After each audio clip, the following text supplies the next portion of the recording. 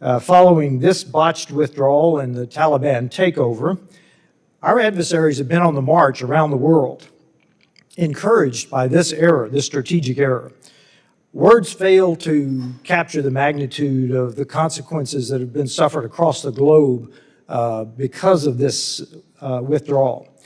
Yet, according to President Biden himself, the emergency evacuation that cost 13 American service members' lives left behind $7 billion at the low end of military equipment was an extraordinary success. Yet our perceived weakness following Afghanistan, I think it was 2 months later, Putin started moving troops toward Ukraine, also set the scene for the horrific attacks on October 7th. Hamas terrorists and thugs obviously invaded Israel in an unprovoked assault that left Israeli men, women, and children dead, wounded, and hostage, and Americans as well, I might add. That was a critical, unforced error by Hamas. Since that day, Iranian hegemony has faltered.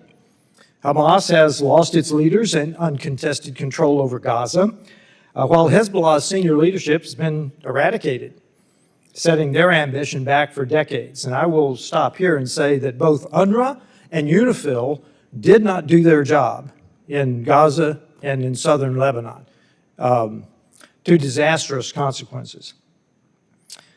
We now find ourselves in the midst of yet another serious issue, which is Syria. The fall of Bashar al-Assad, both Russia and Iran have lost leverage in the Middle East, and while it's good that his reign of terror is over, gassing, torturing, slaughtering thousands, there's still looming questions like who's keeping the lights on in Syria today, and who's going to control the levers of government tomorrow? Amid the chaos, our steadfast ally, Israel, remains strong. They have significantly weakened Hamas and Hezbollah, directly diminishing Iran's influence in this region. Without Israel's chutzpah and determination, the threats to the United States in the Middle East would be far greater. Israel, over the past few days, has done the necessary work of destroying the military power of rump Syria. So whoever does emerge to rule Syria cannot threaten Israel. According to the White House National Security Council spokesman, John Kirby, it is an open question who is currently running Syria. Yes, Iran and Russia have failed, but have lost influence in the area, but I am very eager for the leadership of the incoming National Security Advisor, Mike Waltz. And I want to make sure that's Mike Waltz, the incoming National Security Advisor, not our recently failed Vice President candidate. So, a couple of questions for you. First of all, Mr. Secretary, are you confident that the leader of HTS will be able to keep his word to protect Christians and Islamic women in rump Syria? Mr. Chairman, I'm not confident. I'm encouraged by the fact that they've said the right thing, but what we have to focus on is whether they do the right thing, including protecting minorities. The second question is, do you expect Syria to descend into a terrorist enclave?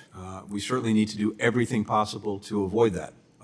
And the coming days, the coming weeks will be critical to that. That's why, and by the way, I very much appreciate you keeping this hearing on time along with Chairman McCall.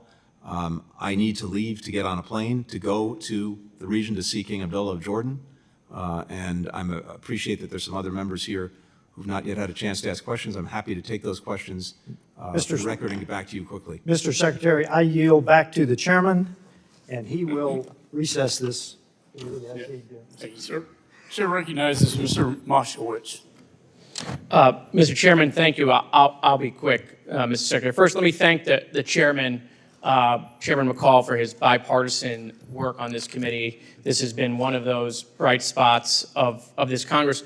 I want to thank you, Mr. Secretary, for your sacrifice and your service to the country.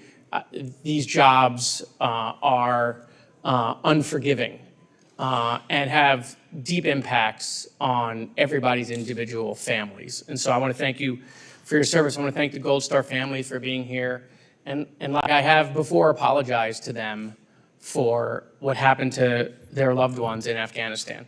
I'm not going to go into all the stuff that's been said by 30 people, but I do want to say this, Mr. Chairman. You know, the official Twitter account of this committee put out a tweet at 11:27.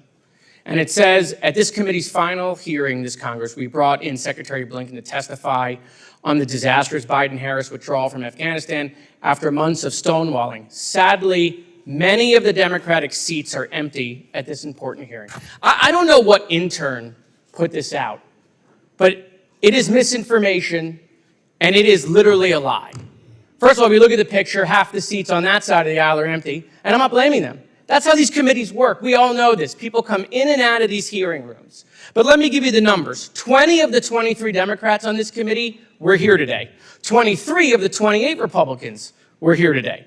Of the ones that were here, 17 Democrats asked questions, 17 Republicans asked questions. So the official account of this committee is making it appear that we don't care about what happened in Afghanistan.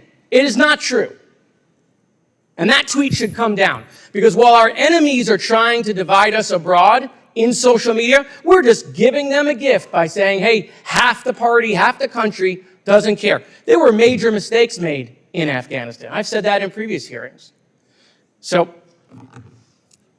I appreciate everyone going on their soapbox about morality and truth and facts and trying to hold the secretary to that high standard. But then we got to do it ourselves in this committee. Mr. Secretary, a lot of things were said. I know you have to leave. I just wanted to give you the balance of my time to close about your legacy. Thank you. Look, I have to leave it to others to make those judgments. But from my perspective, we have worked from day one to re-engage, re-energize, and even reimagine our alliances and partnerships around the world. We've done just that. And as a result, we are in a much stronger position than we were to deal with a multiplicity of challenges, more complicated than at any time in the 32 years that I've been engaged in this work. We demonstrated that with the work of bringing more than 50 countries together in support of Ukraine as it dealt with the Russian aggression. We've demonstrated that in building extraordinary convergence that we've never seen before in terms of purpose and action when it comes to dealing with the challenges posed by China among European allies and partners and among partners and allies in the Indo-Pacific and beyond. We've seen that in bringing countries together to tackle everything from COVID to fentanyl to food security. Across the board, that's a result of our engagement, of our diplomacy, of bringing countries together in common purpose and in ways that advance the national interest. That's how I've seen it. Others are free to make their own judgments about it. But I think in doing that, one of the sources of our strength and success is the ability to work closely with Congress. We're stronger at home because we've made remarkable investments in things like infrastructure, the CHIPS and Science Act, the IRA. That goes directly to our strength abroad. Other countries see that. They see that we've reinvested in our own competitiveness. They want to work with us, they want to engage with us, they want to partner with us.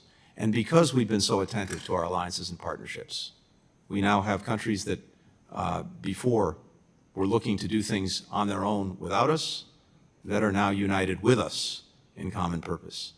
That doesn't just happen. It happens because we have extraordinary men and women at the State Department, among other places, who are out there every single day, building those alliances, building those partnerships, and then using them when we need to deal with challenges like Russia and Ukraine, like China, like so many of the other challenges we face around the world.